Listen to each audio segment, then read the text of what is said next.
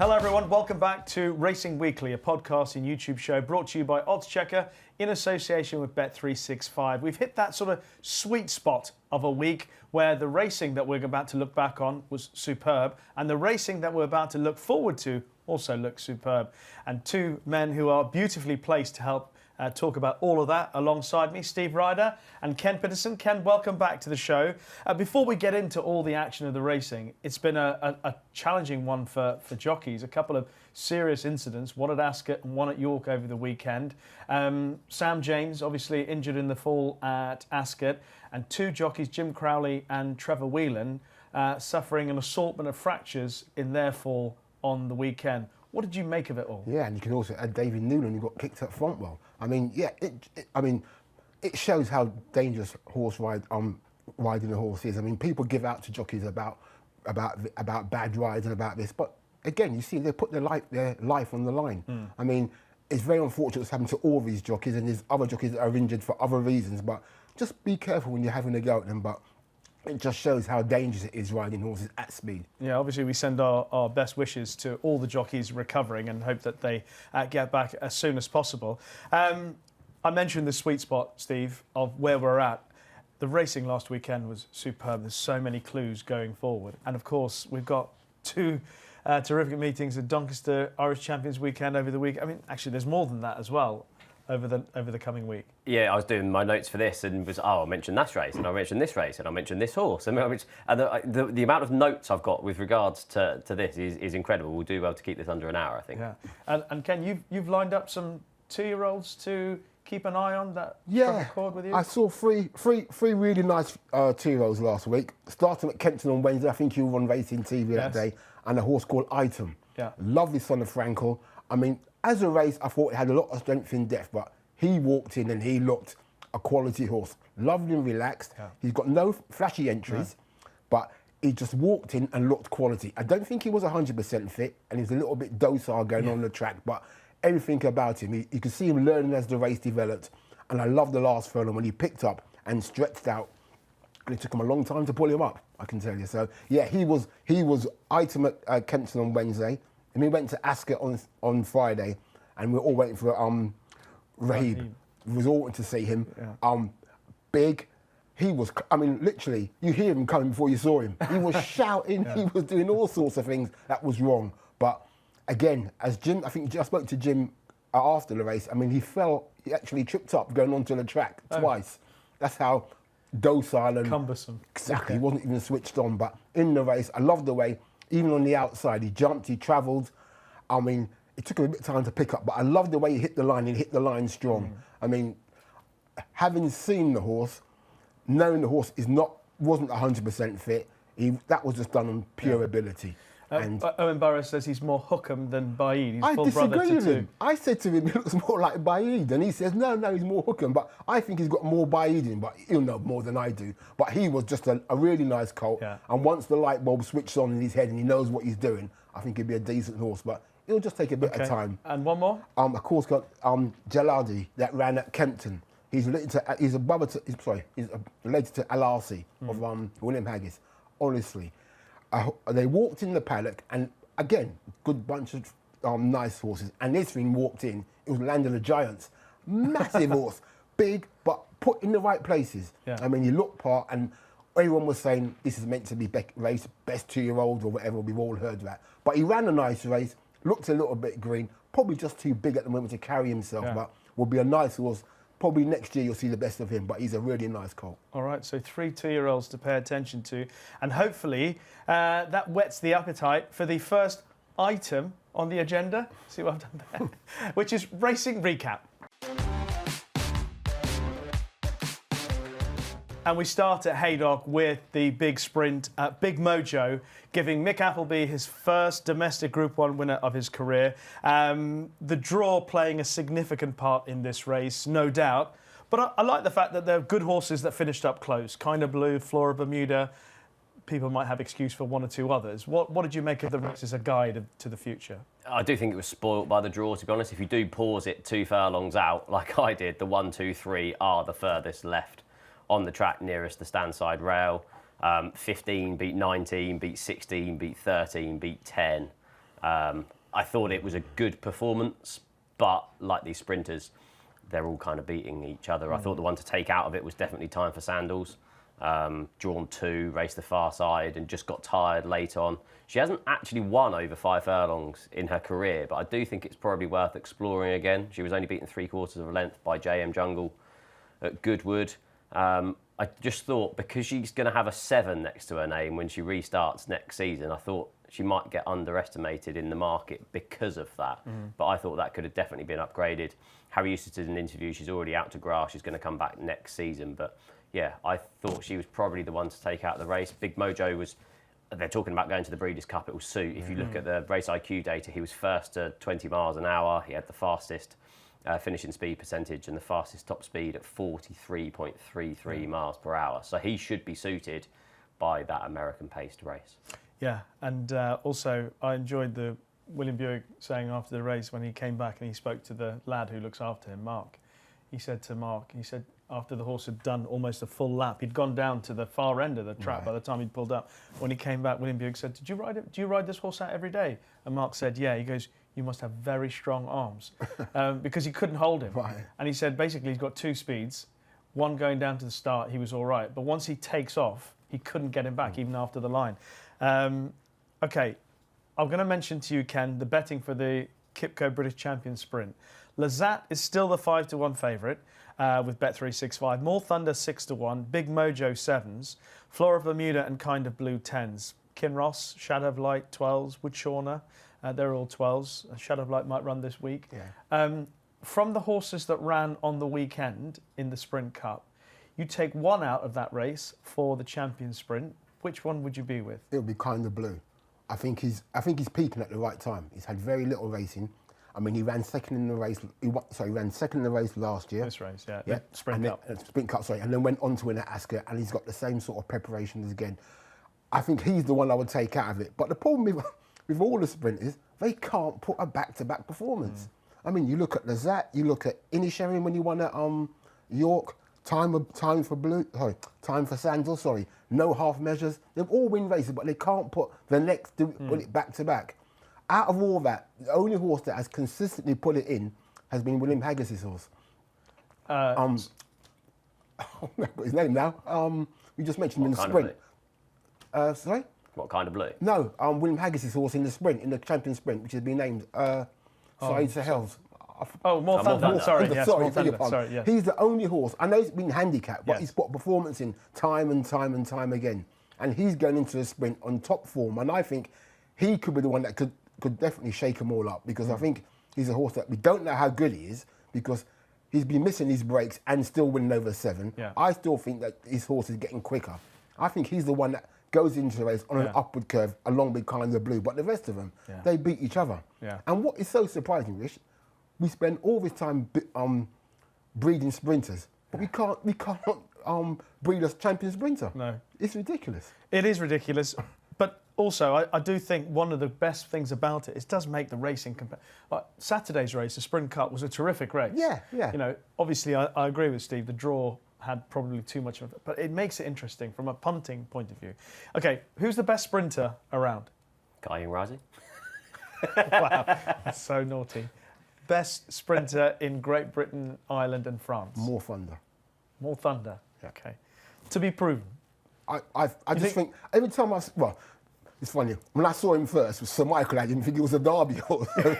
Here we go. And then he's going to say he's made a mistake. But every time I've seen that horse, he has looked better and better. And I mean, now he's switching on how to jump out the stalls. I just think he's the one that's got a lot of upside. In fact, it's not unusual for Stouty to prep his top sprinters with a run in the Derby. Yeah, so, Stout. Yeah. We all make mistakes. You know, just read the big man. Let's talk about the Superior Mile. Now, last week, I mentioned Zeus Olympias positively at 16-1 for the race. I must admit, I couldn't believe the price on the day. And I mentioned to Carl Burt beforehand, he said, I don't see it because this is a next year horse. What did you make of it? I saw him make his debut at Kenton. I think it was January. And I think it was 2-7 to win the race. Did it nicely. Thought, he's a nice horse. Work in progress. I didn't think 2 runs later he'd be winning a Superior Mile. I must admit. He's improved rapidly. He's a lovely model, but again, he's a bit clueless. I mean, you can see him when he gallops, his head's in the air, his legs are all over the place. He hasn't really got his act together, but he's a horse that's got loads of potential. And to back him to that extent in that race shows you what sort of horse they're dealing with. And next year, he'll see the best of him. I mean, he could be something for the Gordon Richards, the Brigadier Gerard, those sort of races you'll be looking at before he goes into better things. It's interesting because you talk about the step up and trip, basically. Which Yeah, I think so. I also think was the thing, but he's clearly got some speed because he settled really nicely off that pace and then found plenty over the mile on Saturday. Yeah, like Ken said, showed his experience throughout the race. You kind of thought when they entered into the straight, oh, what's going to happen here? But yeah, it was impressive at the finish. It's just another testament to how good Carl Burke is as a trainer, isn't it? Because he can get those 2-year-olds revved up for Royal Ascot and can also go the softly approach with this one. They obviously knew what they had. 2-7 on debut, 4-9 at Thirsk under a penalty, and then back from 16-1 into 11-4 for this. I suppose the concern was the fact that Clifford Lee rode Ice Max rather than Zoop Olympios. I imagine that was probably because they thought they'd get rain for the ground for Ice Max. But yeah, I'm sure he'll be riding him at home in order to put his hand back up for the ride because as we might come on to, Sheikh Mohammed Obeid has his own feelings around trainers and jockeys. And yeah, he'll be wanting that ride back because he's full of potential next season. Same comments will apply to the winner of the next race at Haydock on the day, which was Bo Echo. Same colours as Zeus Olympius, Sheikh Mohammed Obeid. For George Bowie and Billy Loughnane, this horse was hugely impressive, I think. And also the runner-up showed amazing quality to quicken up and get to him. What did you think of the race? Who do you think's the better 2-year-old? Who do you think will emerge as the best of the pair? I don't know, but I think they're two leading contenders. Outside of the Pre-Morny, probably, I think this is the best 2-year-old race that we've seen. And I thought it was just fascinating looking at the sectionals because Publish was faster than Bo Echo in furlongs 3, 4, 5, 6 and 7. But crucially, not the final furlong, where Bo Echo, as the commentator said, wanted it more. Another well-backed winner for Sheikh Mohammed Obeid was around 5-2, I think, when the market reopened and Publish was declared and backed into odds on.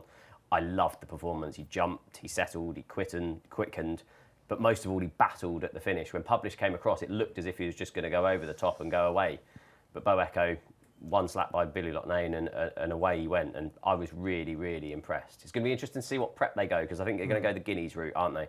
I think he's 10-1 with Bet365 for the 2,000 Guineas. But if you look back at George Bowie, he prepped Cachet in the Nell Gwyn. And I think something like the Craven, try and give him that experience of Newmarket prior to the big day, would be a good move because there was still slight inexperience, I think, which is okay on your second start. But I would like to see him prepping either the Greenham or the Craven prior to a Guineas next season. He is 10-1, second favourite for the Guineas with Bet365. The favourite is Albert Einstein at 8-1. Then you've got Constitution River and Stad, who are both due, or certainly Stad looks like he's going to run this weekend. Saba Desert, they're all at 16-1, 20s bar those. What did you think about it? Did you think that Bo Echo is definitely the better 2-year-old over Publish, or do you feel Publish might end up better? I mean, the only reason I'll probably go for Publish is because he's a bigger model, and I think there might be a bit more improvement, but I'm only picking at hairs really between them. I think they're two very good 2-year-olds. I mean, I've seen both of them. I saw Bo Echo at Newbury, and he's not the biggest, but he's a solidly made type, and I love the way he skipped away at Newbury. He showed it again there at Haydock, where Publish, you can see, he's a big, raw, he's just a gangly 2-year-old. You can see it. I mean, when he's come to challenge, he's drifted to his left. Williams had to try to straighten him up to get him going again. But I think they're probably the two best we've got at the moment, I would say. Yeah, I like the way Bo Echo responded. I'm sure he responded, actually, when you watch the race again. I've watched it a few times just to make sure that I wasn't just being biased, because I do like Bo Echo a lot. But he sort of idles once he's gone clear. The first time at Newbury, when he went clear, nothing came to him, and this was a new experience for him. And then, as Steve says, Billy Loughnane just gave him a little tap and he's gone again. Very exciting horse. So the September Stakes was expected to be the perfect prep for Kalpana before she headed for the Arc, which still remains, I think, having spoken to Andrew Baldwin, still remains the plan. But Giavolotto, under an aggressive ride from Machine Murphy, saw off Kalpana. What did you make of the result and the way the race unfolded? I didn't expect that result, if I'm being honest, because I didn't think Giavolotto would beat Campana at Kempton, because I didn't think that over that trip. But again, he showed his versatility. I know he's 3 from 3 on the all-weather, so that wasn't going to be a concern. I didn't think they went a fast pace, but when you look at the time, it was a decent time as well. So they clocked a decent time. The fractions was right. I mean, she had every chance. She just couldn't pick up and get to the winner. I mean, I know Oisin did move across Kampala once, maybe twice, but I thought if she was going to be an ARC winner, she would have gone past him. But not saying she shouldn't take her chance, because I think it's a very open race, but just slightly disappointed given what I've seen this year of her. All right. I mean, she is now, having been favourite for the ARC going into the race, Kalpana is now 16-1 with Bet365. Aventure, who we'll talk about, Mini Hawk, are now 4-1 joint favourites. What was your take on the race? I thought it was a cute ride by Ashee Murphy to use the Juddmonte pacemaker for himself. Different description than my aggressive. Yeah. Aggressive in the straight with regards to straightening, use of whip in correct hands, etc. He wasn't going to be denied, was the body language that he gave off. But I didn't think Colin Keane had any choice, really. We'll speak about Sean Levy later on Rosalian, but drawn outside of Giavellotto, he couldn't go round in order to get on the back of the pacemaker, had to kind of sit and suffer. But if you're going to be winning an ARC, you need to be winning this race, even if things go against you. And at the end of the day, she's 0 from 4 so far this season. And I slightly questioned her attitude when she didn't, well, she did go past Whirl and got battled back. And I just thought there was an element of not wanting to go past Giavellotto later on in the straight. And yeah, I'd have question marks about her going forward now. Okay. I'm still thinking that on a mile and a half on soft ground, she travels, let herself down. Her 2 most impressive performances came, well, last year at Ascot in the Champions filly and mare race, and then this year at Ascot, where I think she was probably at her peak on those 2 occasions. I would still give her another. I mean, I think 16-1's value, when you look at the market now, 16-1 for a horse who's been targeted for this race, should be suited by conditions. Although, by the way, I've had a look at the long-range forecast for... It's not that terrible. There's not that much rainfall. Right. So let's talk about the Vermeil. Aventure, I thought she was mightily impressive, but do we have to put in the performance of Whirl to maybe suggest that it wasn't that... The quality of performance she needed on the day wasn't what we thought it would have been, because I don't think Whirl was at her best at all. Well, I'll hold my hand up. I think I've been saying I think Whirl's the best 3-year-old filly this season. I thought she would win it. The performance to me kind of looked like she had enough in Whirl's case, but then she's trained by Aidan O'Brien. He can produce magic any time of the week, so it wouldn't surprise me if she comes back. But I was slightly disappointed. Well, I am disappointed with her performance. Aventure has done nothing really wrong. I mean, she's won 3 races this season. I mean, she's looked good. I mean, she ran in the ARC last year. She beat Los Angeles. She beat Sose. Why can't she do it again this year? I think her prep's gone better. I think she was a good performance by her, and she's been prepped again for 1 race, the ARC. So I think she's got a massive chance on that performance myself. Yeah. So 4-1 joint favourite with Bet365 alongside Mini Hawk. How impressed were you, Steve? I was really impressed. I mean, if you backed her, there wasn't really a moment's worry. Swung into the straight on the bridle and quick and clear. It was a kind of French race, wasn't it? A bit of a crawl and sprint. Yeah. Where initially, when I looked at it, I thought, maybe World just doesn't truly stay a mile and a half. But I just thought it was an element of maybe a long season coming towards the end for her rather than distance at the finish. But Aventure, she's just solid, isn't she? She wins races. She obviously was beaten by Calandagan, who cannot run in the ARC as a gelding. Straight to the Champion Stakes, Calandagan. Yeah. But it's going to be interesting. I think there's going to be a big decision of who Maxime Guillon rides this year, because obviously he rode Sosi last year over her when she was second and Sosi was fourth. And Sosi, I thought, ran a nice prep in the race that we'll obviously talk about next. But I think it'll be quite hard for him to get off her, given that performance. Yeah, Sosi finished runner-up to one of the Japanese contenders for the ARC, Byzantine Dream. Sosi was half a length behind. Byzantine Dream is 12-1.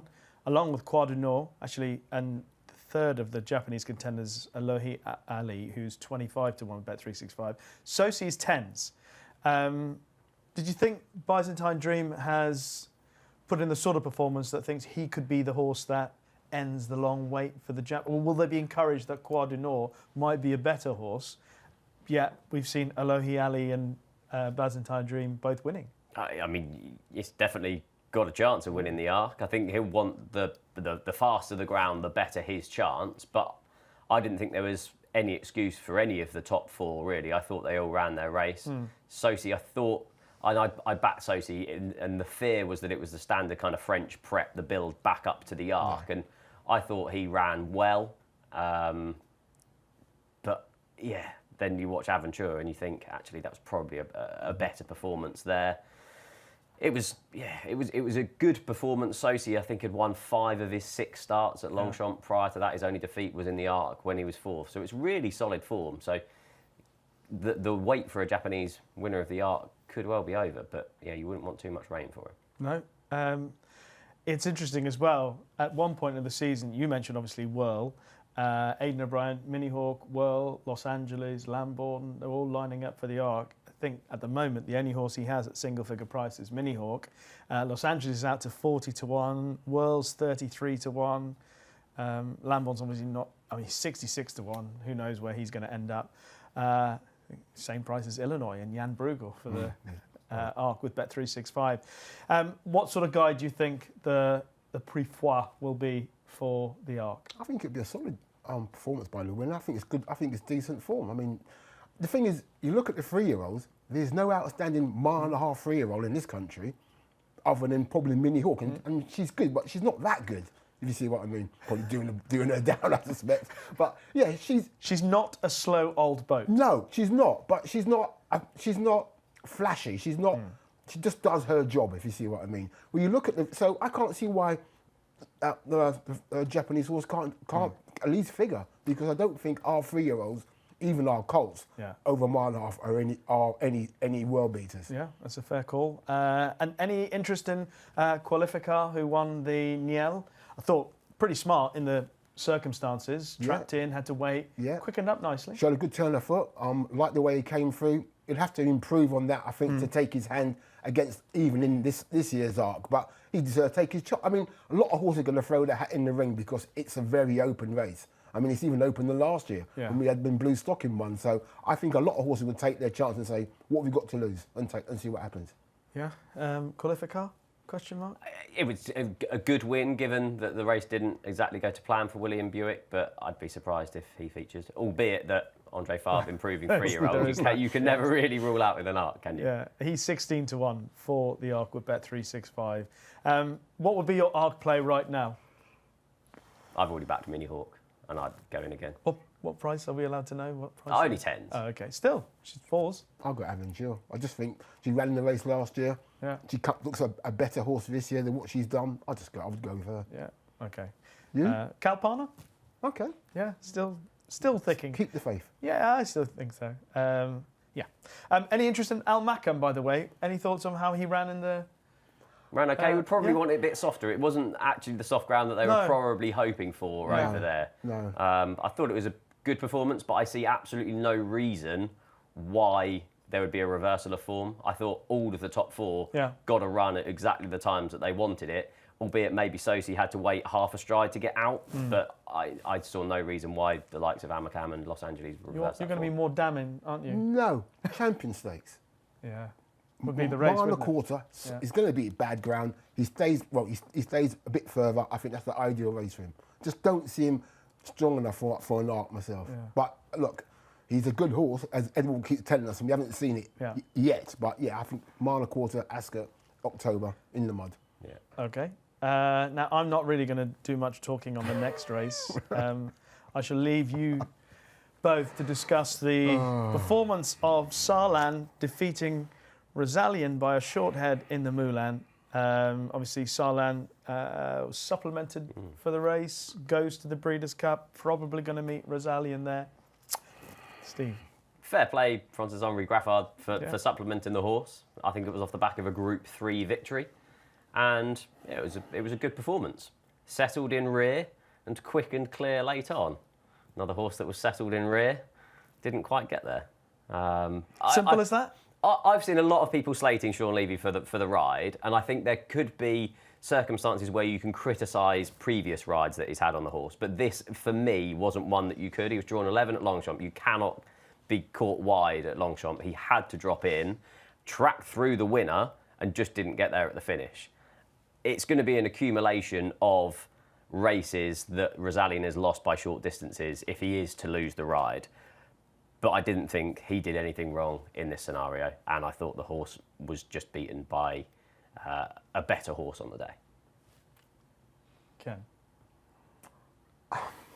Look, like you, he was my horse for the year. I thought he would dominate this division, and it just has not happened. My criticism, if there's any criticism of Sean, if there is any, I'm saying, because I'm not saying I'm criticising, but I just thought him do something different.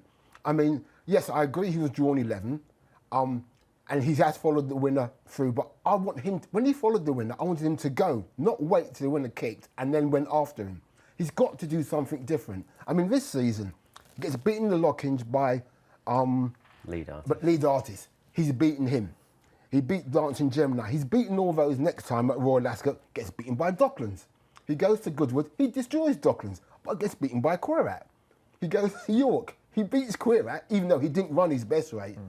He's a horse that, if things fell right for him, he could have won 3 out of 3, but they haven't. But you've got to do something different. If something's not working, you've got to try something different. And that's my only criticism with Sean, is that he should have just tried something different this time. Maybe he should have kicked first and let them try and close him down or do something. But he keeps finishing, and he keeps finishing second, and everyone's blaming Sean and blaming the horse. Something's got to change. Yeah. I tried to work out in my head what would it be similar to, like, you know, one of your best batsmen in your team, and they're just getting bad decisions, you know, or something like that. Hang on, if you're a batsman and you're always getting caught on the offside, and you always keep forward defence. The thing is, I suppose what was hard is the horse himself, I don't think, has done very little wrong. The horse, I think, circumstances, maybe the rides. I mean, Sean, to be fair, has taken the blame for a couple of the rides. Yeah, but when Sean came out, I think it was at Goodwood, and said he gave it a bad ride, I didn't think he did. I don't think he did. I think we all thought the pacemaker would come back, and he didn't, and Sean was the only one that went after him, and he didn't win. What about the rest behind him? They weren't that brilliant behind him, but that wasn't a bad ride. He gave the best of the worst rides. I don't know. I criticise him more for this ride than I do for the... Not criticise him. I don't know. I'm just disappointed. That's ultimately it. That's what it is. Ultimately it. I'm disappointed for him, Richard, and everyone, because they thought he was going to be really good this year, and it hasn't really worked out for him. He has been very good this year. It's just circumstances. But ultimately, as we've said many a time before, you have to win to be credited as the best, and he hasn't. Circumstances have conspired against the horse. The horse is still brilliant. Second is the first losing spot. Thank you. It looks like they will I can't imagine. Well, who knows? The ground might be all right on Champions Day. You never know. But possibly heading to the Breeders' Cup Mile. Notable speech, 5-1. Rosalian, 11-2. Soul Rush, 7s. Who knows where Field of Gold's going?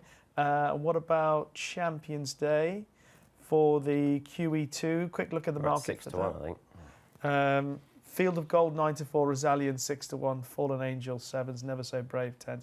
I think ultimately the market tells you that, yes, Field of Gold at his best was brilliant and would probably have beaten... If you think if he'd run up his race, he may well have won the Sussex Stakes. But Rosalian, out of everything else, is the best of them. Just hasn't won a race, has he? Yeah, no, he hasn't. And you do feel... I mean, Sean goes, the horse is cursed. He's not going to win a race. He's like, it's playing in his mind that things are not going to go his way. But look, he's got one more chance. Yeah. I think 2 bends will suit him. I think he can hopefully travel better, settle better and travel, but I can probably see him finishing, Rosalian's finishing second. When that draw comes, he's going to be drawn 10, isn't he? Like, you just know that it's going to happen. He can't get a nice draw in 3 or 4 and get a nice position just one off the leader against the rail. Spin off the rail. And it's just not going to happen. He's going to be drawn double figures. And there'll be people out there saying, how can you speak for such a long time on a horse who has even won a race this season? Well, he's worked his place into some of our hearts, not all of us, certainly my heart. So lots of other good racing to talk about, including horses that put themselves forward for the Cambridgeshire. Great weekend for William Haggas. Where would you like to start on some of the others? William Haggas, Crown of Oaks, obviously won at Ascot. That handicap is now 4-1 with Bet365 for the Bet365 Cambridgeshire, but it's gone up £15 to 100 today, so the handicapper's had his go at that. 10 Ability was another winner at Ascot, +8 to 100. I thought that was a good race in there as well. And William Haggas trained the 1-2 home in the Old Borough Cup. I thought Tom Marquand earned his riding fee here. I thought that was a very, very good ride. A shout out to Stress Free, he finished third there. It's just been ultra consistent over that trip. The Reverend only got £4 for that, which I thought was relatively lenient. I know he only won by a small margin at the finish, but yeah, I thought he definitely got more to come. Poor old Democracy Dilemma. It was great to see him back to form. They fitted him with the first, well, it wasn't a first-time visor, it was a visor for the first time since September 2023. It was a cute ride because it came straight across to the standside rail where we knew that there was the faster ground. But to win that by 4 3/4 lengths with progressive horses in behind was a really good performance. But the handicappers had a go, £9 up to 108, bless him, which I thought was a bit over the top. But looking at the race IQ data, and there's certain bits that I absolutely love. 0 to 20 miles per hour, Democracy Dilemma in that race was 2.15 seconds. And to put that into context, Big Mojo was 2.23 seconds in the Sprint Cup. So he is just ultra fast out of the gates. What took your eye over the weekend? You had to be impressed by Crown Roads. Just the way he did it. I mean, he just went further and further away. Will he get into the Cambridgeshire? I mean, you have your. I mean, even William Haggas says he has his doubts he'll get him. I think he's entered again to run this weekend. At Leopardstown. So he's got him in there trying to get his weight up. But I mean, I can't see William putting him out again. He's not his star to put a horse out that quickly. But yeah, he was very impressive at Ascot. I was really taken by that performance.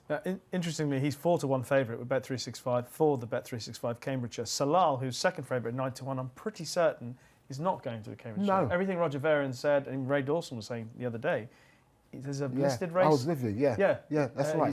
They weren't not entertaining in Cambridgeshire at all. Right. Which is surprising, but again, 3-year-olds don't get in that race. I mean, that's the problem. Yeah. Westridge, 12 to 1, Bullet Point, 14's fifth column, Fort George, Gladius, Tribal Chief, they're all 14 to 1. Okay, I think that's it. Can I throw in one more? Please. Hot Flame won a fillies handicap at Haydock on Thursday. Really cute ride by Rab Havlin, stacked him up in the lead, then kicked clear late on. I thought she might be going to the champion fillies and mares on Champions Day at Ascot. I know it was a big ask, but I thought the handicapper would be harsher than what he was this morning. Only put £4 to 93 for her. So I think that may well urge them to rethink plans. I know with these owner breeders, they did it with Crep Suzette, I think went up £17 for finishing second in the Gautrez. So they might well still put her in, but yeah, I thought that was relatively lenient. It's a Hot Flame for the Oppenheimer operation. Yes. All right. Catch my eye. Hopefully there'll be something useful in all those horses that we've seen over the last week. That has been this week's Racing Recap. Now, before we get into our weekend preview, just to let you know that our sponsor Bet365 have a best odds guaranteed offer. It's available on every single UK and Irish race from 8 a.m. on the day of the race. If you take a price and the SP is bigger, Bet365 will pay you at the bigger odds. Full T's and C's can be found on the website. A terrific week of racing coming up. Irish Champions Weekend, St Leger, some other good racing in and around it. But we start with the world's oldest classic, the St Leger. Aidan O'Brien dominating the race, of course, with Scandinavia, who is the even money favourite with Bet365. Lambourne, the dual derby winner, 11 to 4. Karma's 92. Stay True, also for Aidan, 8 to 1. Further 14s. For Andrew Balding, who's also got Tarians in at 25 to 1. Rahib, 33 to 1. And Saratoga, who's got a really lovely pedigree, by the way, also for Aidan O'Brien, unsurprisingly got a lovely pedigree. The outsider, 100 to 1. Is it straightforward here for Scandinavia against a dual derby winner? I think it is, because I think what this race shows is a lack of stayers we've got. And I mean, the only person that has them is Aidan. I mean, it's the same with the mile and a half horses. We just don't have them. We don't breed them. And now we're seeing the consequences of that. Now that Aidan's got, I think he's got 6 of the entries in there. So, yeah. I mean, Scandinavia, I was taken by his performance at Newmarket when he won the Bahrain Trophy. That was a good performance. And then I thought he wouldn't beat Illinois at Goodwin. I thought Illinois would definitely beat him, but he showed a really good attitude there. And to beat him, I think he's going to take all the beating in the St Leger. I just don't see it as a strong race. I mean, I was with you at York and we saw Lambourne. and you came up to me and said, Is that Lambourne? exactly. I couldn't believe that was the dual derby when he didn't look. There is nothing of him. I mean, I've seen him all this season, and he's tough. He's got a great heart, but physically there is nothing of him. I mean, yeah, I think he'll enjoy the trip. I think he'll run a good race, but I just think Scandinavia's a better horse. Yeah, he's proving to be a very good horse. We've seen that now from his last couple of runs. And in fairness, he could easily have won the Queen's Vase had things worked out a bit differently. Yeah, and I think cheap pieces have improved him since they've gone on. 8.5 length winner of the Bahrain Trophy when Firther was back in 5th, and then had obviously reversed that Queen's Vase form with Firther in that. But I just think those cheap pieces have made such a difference. I was really, really impressed with him last time, and he's just so uncomplicated. He can make the run if he wants to. He can sit second or third, and he's one of the horses that you just know that big long straight will suit. I think the same can be said for Khammers. I thought he actually enhanced his St Ledger claims, despite losing his unbeaten record in the Great Voltager. That amazingly was his first start over shorter than a mile and 5, and just got outpaced as you would have expected. And yeah, I thought he'd be suited by the long straight at Doncaster. Firther, I can't quite work out. He disappoints and then runs good races and then disappoints and then ran a good race last time, but I couldn't really have him on my mind. And the likes of Rahib and Tariance, I just don't think is good enough. But Lambourne, I'm with from pre-Derby. I think this trip is going to bring out improvement, and I would be slightly happier with his prep in the Great Voltager than, for example, I would be with Whirl. I think the way that Aidan trains now, he kind of lets them down towards the mid-season and then builds them back up for an autumn campaign. And I can excuse his run in the Great Voltager, but do I think he's going to be good enough to beat Scandinavia? I just don't. I was really, really impressed with him on his previous 2 starts, and I think he'll probably end up having that box seat in behind the pacemaker. Yeah, I must admit, after the Bahrain Trophy, I was that massively keen because I thought the Bahrain Trophy was such a weak race. But the way he dismissed Illinois at Goodwood, and then I look back at the Queen's Vase, actually, just last night, I'm just thinking, he's just a really good horse. Yeah. And he's very straightforward. So I've got no opposition for Scandinavia in the St Ledger. The Doncaster Cup, another of the feature races on Town Moor this week. A chance maybe for Sweet William to win the race again. He's the 11-8 favourite with Bet365. Sunway 130. Hip-Hop de Loire 9-2. Coltrane 11-2. Kyle of Lockhouse 6s, 9s bar those. Straightforward for Sweet William, assuming that he settles and finds his usual rhythm. He just doesn't win very often, does he? I know he won this race last year, but I looked at this and I thought it was a weak race, and I thought it was really interesting that Sir Mark Prescott has Pendragon in here, despite being only rated 97. Now, there hasn't been a 3-year-old winner since Desert Skyline in 2017, so I then went back through all the renewals of it. There were no 3-year-old runners in 2024, 23, 22, 19 and 18, which obviously increases the record of them. There was one in 2021 who finished runner-up, and then there was one in 2020 for Sir Mark Prescott who finished 4th. So actually, on the face of it, 3-year-olds haven't got a good record, but the ones that actually have ran in it have ran perfectly good races. So I switch that round and actually make it a slight positive, even though if you look at the trends, it wouldn't be.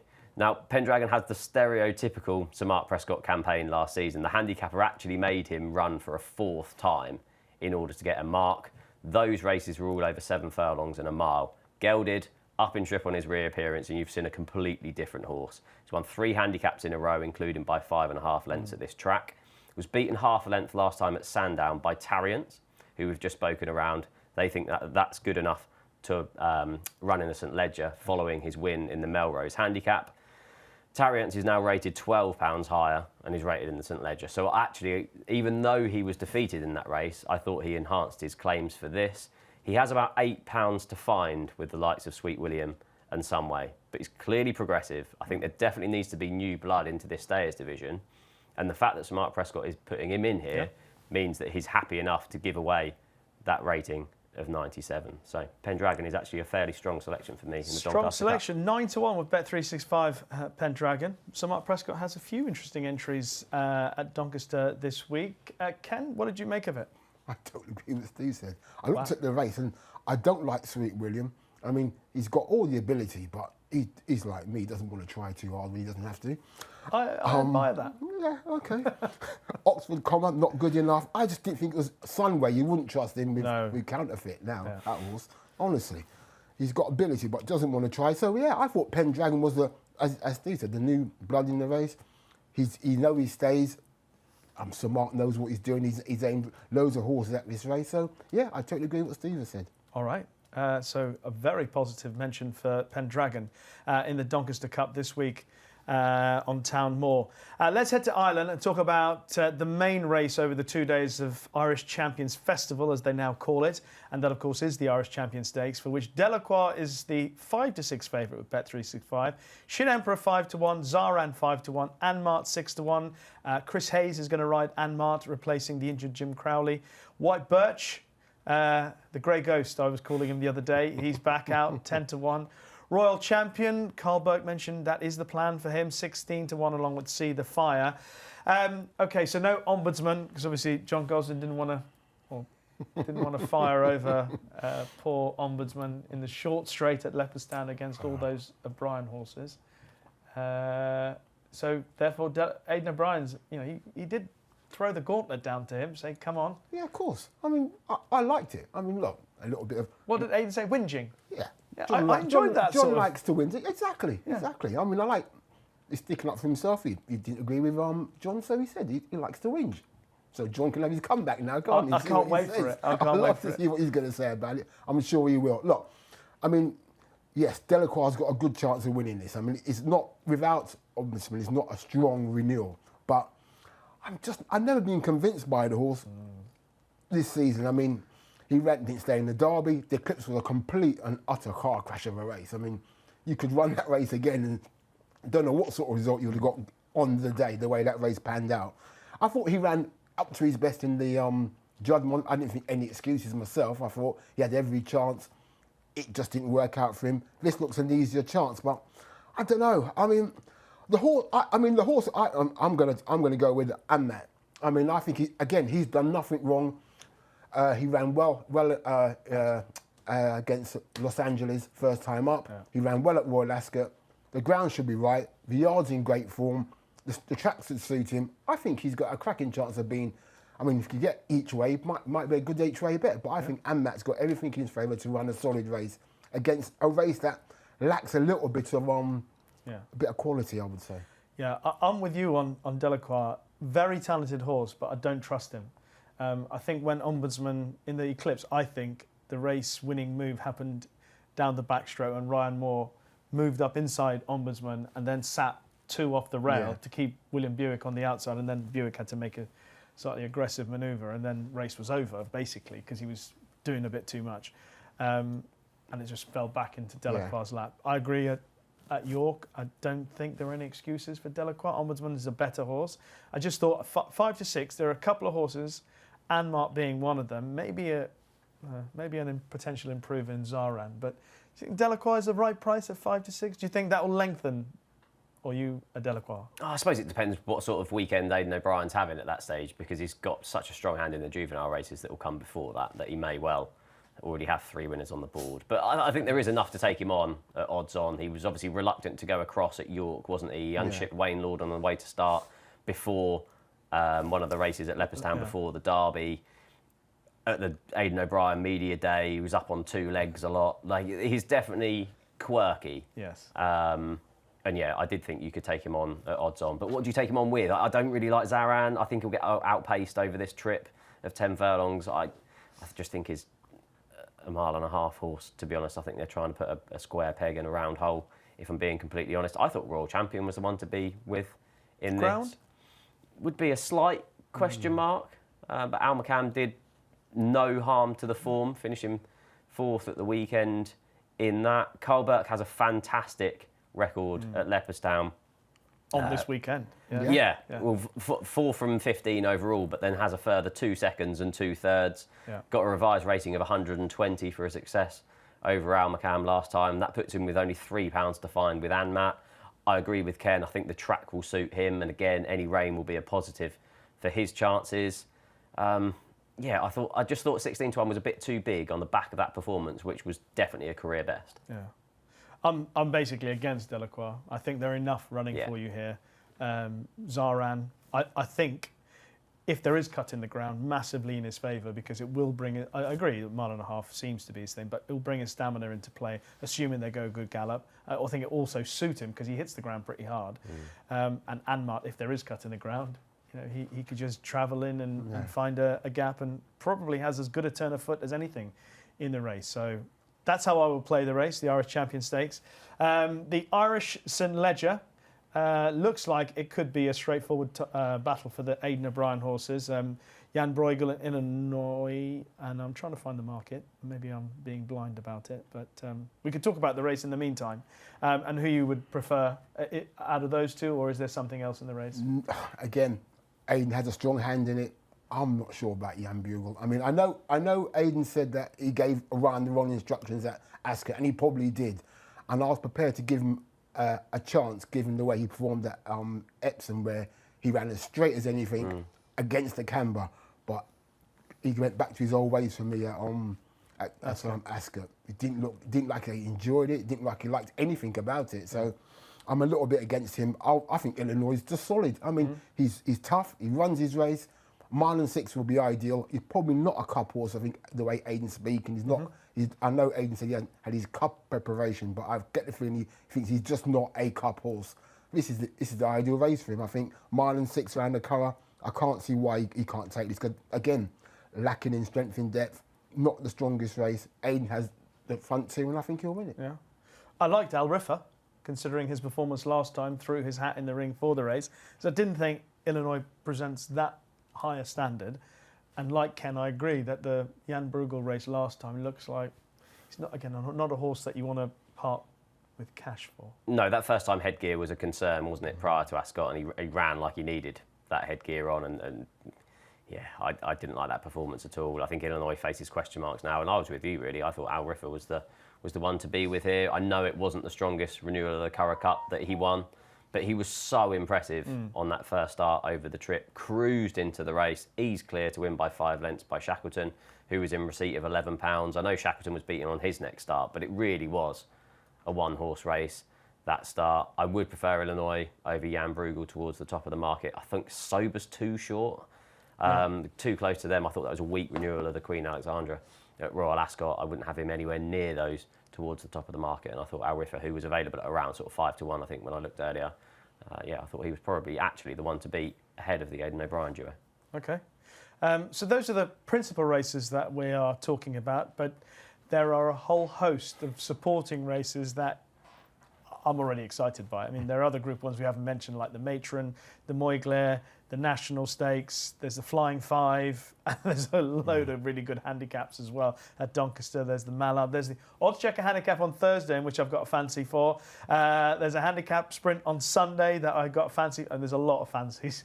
This could be a very brutal week if things go the wrong way. Would you like to open the batting on what else we've got? I think the Moyglare is going to be a really good race. I think that's an excellent. Composing's done nothing wrong.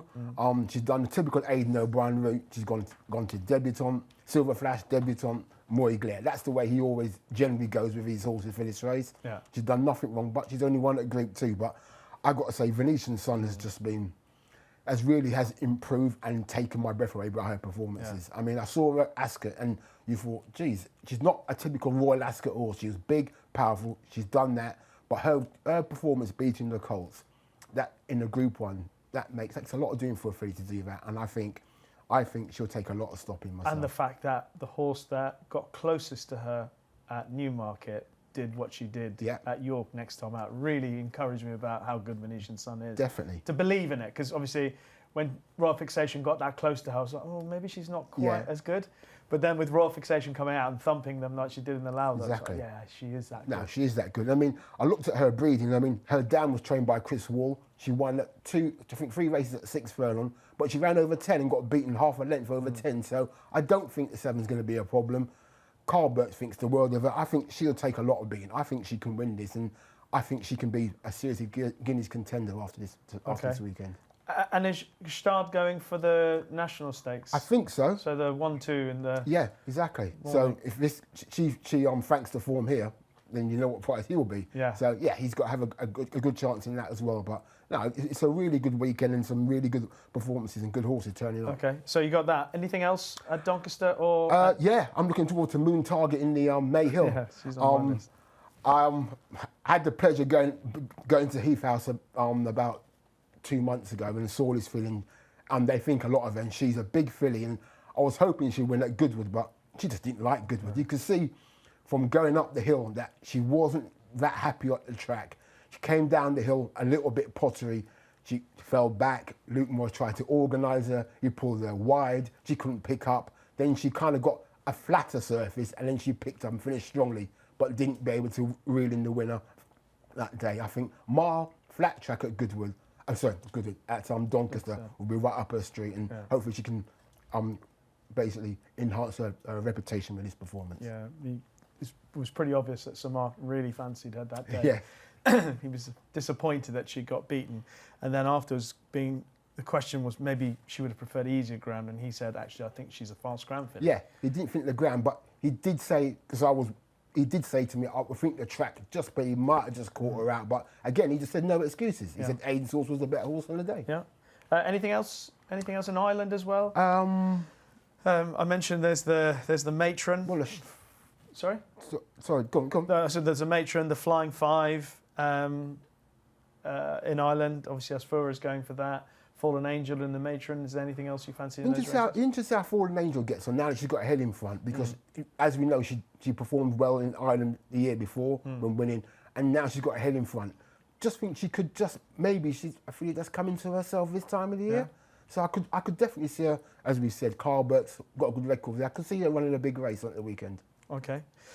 Steve, how many have you got lined up in addition to what we've already spoken about so far for the week ahead? Quite a few. There's some that I've backed, and there's some that are just races to watch. Champagne Stakes, I think, is going to be a strong renewal. I think you're going to have Saba Desert, Juan, and Oxagon. Now, Juan obviously won the Acomb Stakes, beating Italy by 1.5 lengths. Saba Desert beat that rival in the Group 2 Superlative Stakes by 1.25 lengths. So they look closely matched. But I know it was only a novice that Oxagon won at Sandown. But you know when you watch a race and you go, you are a group level horse. I was fairly blown away by that. Benefited obviously from an adequate debut, I think, from Newmarket to win that race by 8 lengths. The runner-up has won on his next start as well, and he's currently available at 11-4. So I thought Oxagon could well be good enough to win the Champagne Stakes. The Park Stakes is really interesting. Shadow of Light hasn't won this season, so runs here without a penalty. Obviously, he was European champion 2-year-old last season. It's slightly disappointing that he hasn't won so far this season, but I thought he should really be good enough to win this. Billy Loughnan's booked for the ride. Are you copying my list, by the way? This is ridiculous. Okay. So Billy Loughnane for the yard is 14 from 24, so 58% strike rate. So always take note when Billy's on one for Charlie Appleby. I mentioned him a couple of weeks ago, so I need to mention him again at Chester, and that's Hamish. Oh, yes. Is in the Stand Cup. Whether there's going to be enough rain for him to take his chance is obviously a question mark. He's an 8-time Group 3 winner and 2-time listed winner, and obviously won at Goodwood on his reappearance. So keep an eye for Hamish. The Champions Juvenile Stakes, which is ran at 3:20 on Saturday. Now, Aidan O'Brien has won this 8 times since 2012, including with the likes of Australia, Auguste Rodin and Diego Velasquez. He has a whole host of entries, the likes of Constitution River, Daytona and Dorset. So keep an eye on whatever Aidan runs in the Champion Juvenile Stakes. I didn't have a strong opinion in the Matron Stakes, to be honest. I thought that was a race to watch. Same with the Moyglare. Venetian Sun has been really impressive, but Composing has as well. So I'm really, really looking forward to that contest. And then the Flying Five, I really, really like Bucanero Fuerte for this, just given his Curragh form. He's had 6 starts at the Curragh. He's won 4 of them, including a Group 1 victory over Porta Fortuna in the Phoenix Stakes and in a Group 3 last time. Back in third that day was Kind of Blue, who's obviously boosted the form, finishing second in the Sprint Cup on his next start. He had enough pace to win over 5 furlongs on his reappearance, and he was a double-figure price before the betting was just taken down. So Bucanero Fuerte for me in the Flying Five. Lots of horses. So I'm agreeing with Steve about Oxagon. Did you see Oxagon? Yes, I did. I saw him when he made his debut in that very good maiden at Very good. Newmarket. And to be fair to him, he was stuck out wide all the way through the race. He was stuck out wide, but he wasn't ready. Typical John. Yeah. Turned up just ready to start, would improve. And like he said, the performance at Sandown proved that. And that race has turned up 8 winners, I think, come out of that Newmarket race. Very strong race. And I agree. I think he's got a massive chance in the Champagne Stakes. Park Hill, I like Consent of St Mark's. Oh, yes. If you watch that performance in France, Luke would wish he could ride it again. He just didn't have, things just didn't go his way. Right position until he got to the bend, lost the position down the bend, finished strongly. I think she'll love the track, the trip, and in the last 10 years, 6 3-year-olds have won that race. Okay. So it's a good race for 3-year-olds. So consent in the Park Hill. All right. Obviously, Steve's also mentioned the Park Stakes, Shadow of Light. I thought this was a great opportunity for him. In the Portland, there's a horse running called Diablo Rojo, who'll be having his first start for Kevin Philippart de Foy. Hasn't run since finishing last in the Commonwealth Cup. But in the Commonwealth Cup trial, split 2 very good horses. The winner was Big Mojo, and the horse back in third was Ain't Nobody. Obviously, you've got a horse who got placed in the Nunthorpe and a horse who won the Sprint Cup, and you finished in between them, and you're coming back for a new stable. I thought one to watch out for, Diablo Rojo. On Sunday, there's the sprint over 6 furlongs and 111 yards. And the reason why I mention that is because Pocklington is lining up for the race once again. And anyone who's followed Pocklington will know that the 111 yards on Town Moor might be finally the difference between him getting that deserved success at this level. We've seen him run a number of good races, and he just hasn't quite got there a couple of times. So the 111 yards does the job for Pocklington. I like Moon Target in the Mayhill. I thought really good run last time. And Ken's made a brilliant case for that. In the oddschecker handicap on Thursday, Hopewell Rock, who won 2 races last season, came back in a 5-runner race on his first run not that long ago for George Bowie. I thought he ran a really encouraging race. It looked as if he was going to get tired and drop out, but actually stuck on really well. So I thought that's one to bear in mind for that race. I don't know what the makeup of the race is, so I don't know how strong I'll be on the chances. But I put him down after he ran on his comebacker, and I thought he'd be one to follow. And I'm going to go again with Shadow Dance. He should have run last. That was the plan. William Buick had been booked to ride him, and then he didn't run last week. And he's lining up for the Mallard again. He ran well at Doncaster last year, in fairness, when he was third behind Falak. And I still think he's still a well-handicapped horse. I'm just hoping he settles a bit better, like he did on his comeback run at Goodwood. And then when I watch back the Ebor, he's still in there, having been keen. I don't think we've seen the best of Shadow Dance, and I'm looking forward to seeing him run again. And I mentioned one other horse that's running this week, and that's in the Flying Scotsman, Avicenna, who's the Godolphin horse trained by Roger Varian, who made his debut at Doncaster, over 7 furlongs. Very green until the last part of the race.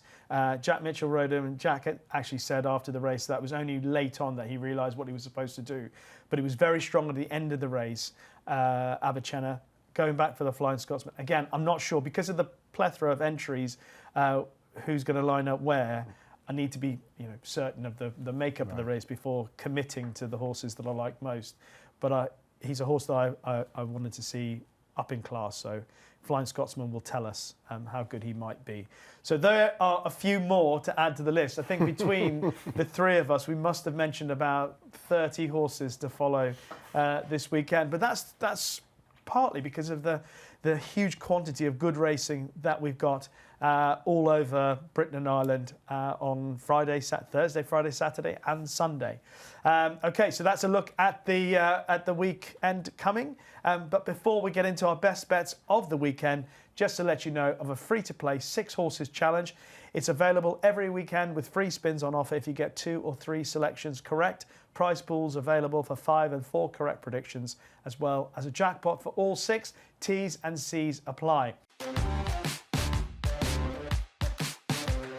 So it's now time for our best bets of the weekend. So to boil it all down, crystallise all those thoughts that we've had about all those races, I don't think it's been easy trying to select one horse. But Ken, you are going to put your head on the chopping block first of all. I'm going for the Blandford Stakes at the Curragh on Sunday. A filly that I put up for as one of my to follow, Red Letter. Ran in the Guineas, ground was too quick, on the wrong side, put a line through that. Gio Lyons has taken his time with her. She's won her last two. Yeah. She liked a bit of cut. I was impressed when she won last time. It looked like a filly that's, has come to herself, and I think the ground's important to her. She's got a good chance in this Group 2, and Gio Lyons still has a lot of faith in this filly. He thinks she could be a Group 1, so I think she can win that on Sunday. Okay. I didn't think she'd win last time when Sand Gazelle got away from her. I think we spoke about that, didn't we? And somehow she collared her and won relatively easy in the end. So Red Letter back to form, as we've seen in the last couple of runs in the Blandford on Irish Champions Festival weekend. Steve? You can probably guess. Mine's going to be Pendragon in the Doncaster Cup. I just thought 9-1 was too big. I'm not going to make the case again, but yeah, 3-year-olds haven't got as bad a record as you actually would have thought in this race. Been given the standard to Mark Prescott's season, and yeah, I was impressed. And the form boost, obviously, from last time helped as well. Okay, and you can probably guess mine as well. I'm going for Pocklington on Sunday in the 6 furlong sprint, but as I said at the time, 6 furlongs and 111 yards, just enough, that extra half a furlong to help Pocklington get his head in front. He's run a series of good races. He was off the course for a long time. Looking at his pedigree, he's got the pedigree of a horse that could be a group class sprinter, which, as we know in the UK, there isn't that much between the best handicappers and the group class sprinters. But apart from all of that, he ran a really good race at Newcastle on his comeback run. He ran very well at York. He was just going late on. He seems to hit a little bit of a flat spot and then finish his races off strongly. So that extra 111 yards is all he needs to finally get his head in front. Clearly, he can win off the mark that he's at. And I think he's got more to come anyway. So Pocklington on Sunday at Doncaster. So to recap, Red Letter in the Blandford Stakes for Ken, Pendragon in the Doncaster Cup for Steve, and Pocklington in the sprint on Sunday for me. Before we go, as we always do, because we're afraid to us three together, cricketing question. Your favourite English cricketer? Steve? Ever? Favourite English cricketer? Wow, that's a good one. She's straightforward for me. Well, I'll give you mine. I'll give you time to think. Mine will be Robin Smith. The judge? Yeah. When he made his 167 against Australia in 1993. I mean, he's got forearms like tree trunks. He did, I mean, that day, he looked... I mean, as a batsman, I just loved his courage and the way he could hit a ball. Yeah, he used to take on the Windies. He could take on anybody on the fast track. So he'd be my favourite English cricketer. Robin Smith, the judge for Hampshire. I think mine have to be Freddie Flintoff. Just for the fact, I just thought he was an unbelievable all-rounder. He'd be exciting with the bat, and you can just go back and watch that over to Ponting, and it's just an incredible piece of bowling. So yeah, probably Freddie for me. Well, all Gregory Gower for me. Not surprising. Left-hand batsman. Left-hand batsman. Why did I guess that one? But also so elegant. Yeah, and also, okay, he's wafted at one, so what? Yeah. Just as good a cover drive as you can see. Yeah. Just beautiful to watch, David Gower. In fact, when I was growing up, he as a supporter of the West Indies team, David Gower was the only batsman outside the West Indies team that I would have included in my favourite 11. Okay. So, yeah, David Gower. Right. I enjoyed that little sidetrack. Racing this week, where are you going to be? No, I'm not this week. Oh. No. Riding? Yeah. Cricket? Yeah. Yeah. Oh, all exactly. of those. All the different sports. What's your Instagram handle? Always enjoy following. Just at Steve Ryder. Yeah. I was that early to Instagram, I didn't even have to put any numbers out to it. And Ken, where are you this week? Doncaster? 2 days Doncaster, 2 days in Ireland. Brilliant. So yeah, I'm looking forward to a feast of racing. Excellent. Yes. And yourself? I'm actually not racing this week. I'm at the golf at Wentworth this weekend. So playing? Could be. Someone has to finish last. But yeah, I will definitely be trying to keep an eye on what's happening on the racing all the way through. But thank you both very much. It's been a very enjoyable episode. In fact, it's been a very enjoyable series of Racing Weekly. Thank you very much for watching all the episodes through the most recent series of Racing Weekly, brought to you by oddschecker in association with Bet365. Thanks to Ken for joining us today. Thanks very much to Steve for being alongside me. Thanks very much to you for watching all those episodes. We are taking a pause because that was the final episode of this season, and we will be back in November for the start of the jump season. Who knows where the jump season is going to take us. But hopefully between now and then, you'd have backed a few winners. You'd have followed all our selections for what promises to be a great weekend of racing. Thanks again for watching Racing Weekly. Bye-bye.